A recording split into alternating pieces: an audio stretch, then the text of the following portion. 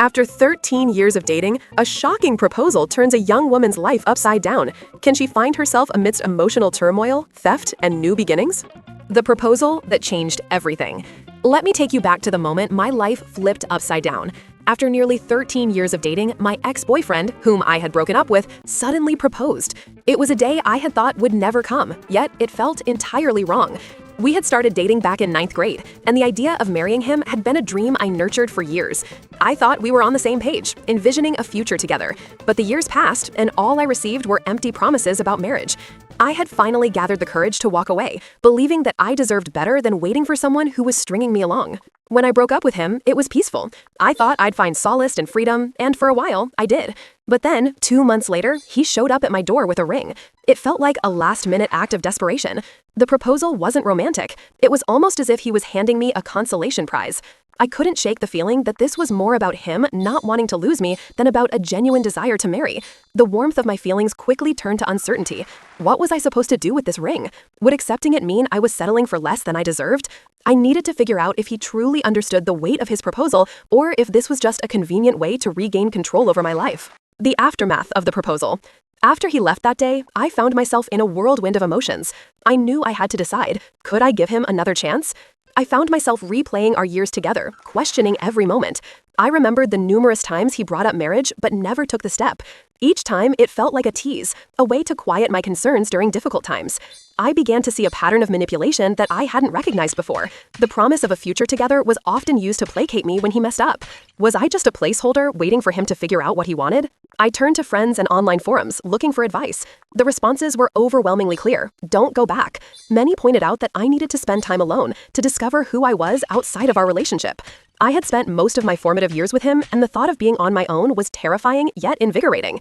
I even took a trip to a cafe by myself, a small step but a significant one. I felt liberated, yet I couldn't shake the sadness of our shared memories. I spent evenings revisiting old hobbies and reconnecting with friends, trying to build a new life. Part 3. A conversation that changed everything. In my quest for clarity, I knew I had to confront him. I wanted answers. Why now? And what changed? We agreed to talk, but I insisted on a neutral place to meet. I didn't want to feel trapped in his world again. During our conversation, I was met with shock after shock. He had seen 4 women during our time apart, including a wild threesome. I couldn't believe it. Did he think I would just accept him back after that? It felt like he had been living life to the fullest while I was moping around trying to heal. His reasoning was murky at best. He claimed he needed to experience life before settling down, yet that wasn't what we had discussed for years. I felt betrayed, not just because of his choices, but because it highlighted how little he valued our relationship.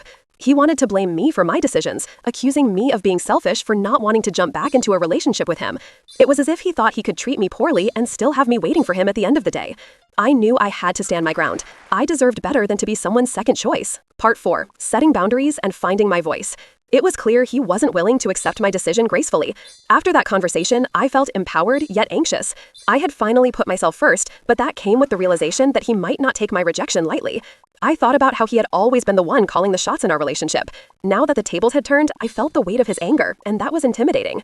My friends suggested I block him on social media and change my number, but I felt conflicted. I didn't want to be the one running away. I wanted to be strong. And then, it happened. I started receiving anonymous texts, nasty messages meant to intimidate me. It was a clear sign that he was retaliating. I couldn't believe it. Was this really the person I had spent half my life with? I had to take action. I decided to involve my family and close friends. They were my support system, and I was thankful for their unwavering encouragement. I documented everything, knowing that Part 5. The breaking point. Part 5. The breaking point. Just when I thought things couldn't get more complicated, they did. I received a message from my work's HR department that my ex had shown up at my job while I was off. He had stolen some of my personal items, including my iPad. My heart raced with panic. How could he think this was okay? I felt violated and angry. I rushed back to work, ready to confront the situation. Thankfully, there were security cameras, and my coworkers had seen him. I felt a mix of relief and dread. I had to report this to the police. As I pieced together what happened, I realized this was a line he had crossed that I couldn't ignore. I remembered the advice I had received about setting boundaries, and this felt like the moment I needed to put it into action.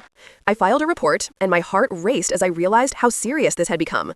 I had gone from contemplating a relationship revival to dealing with theft and harassment. I didn't want to be a victim anymore. I wanted to reclaim my life. Part 6. Embracing New Beginnings. After the chaos, I focused on moving forward. I attended police meetings, and with the support of friends and family, I started to feel like myself again. I began to realize that I was stronger than I had ever given myself credit for. I took up new hobbies, met new people, and even went on a few dates. The thought of a fresh start was exhilarating, yet I still felt a twinge of guilt for moving on. I questioned whether I was doing the right thing by letting go of someone who had been my constant for so long, but deep down, I knew I was on the right path. I still had moments of sadness and nostalgia, but I learned to embrace them. They were a part of my journey, and I was no longer afraid to face them. I had chosen to step out of the shadows of my past and into the light of my future. The proposal that once felt like a dream had now transformed into a catalyst for my growth. I was no longer defined by my past relationship, but was instead learning to define myself. As I reflect on my journey, I realize that sometimes letting go is the first step to finding out who you truly are. I am ready to embrace whatever comes next, and this time it will be on my terms.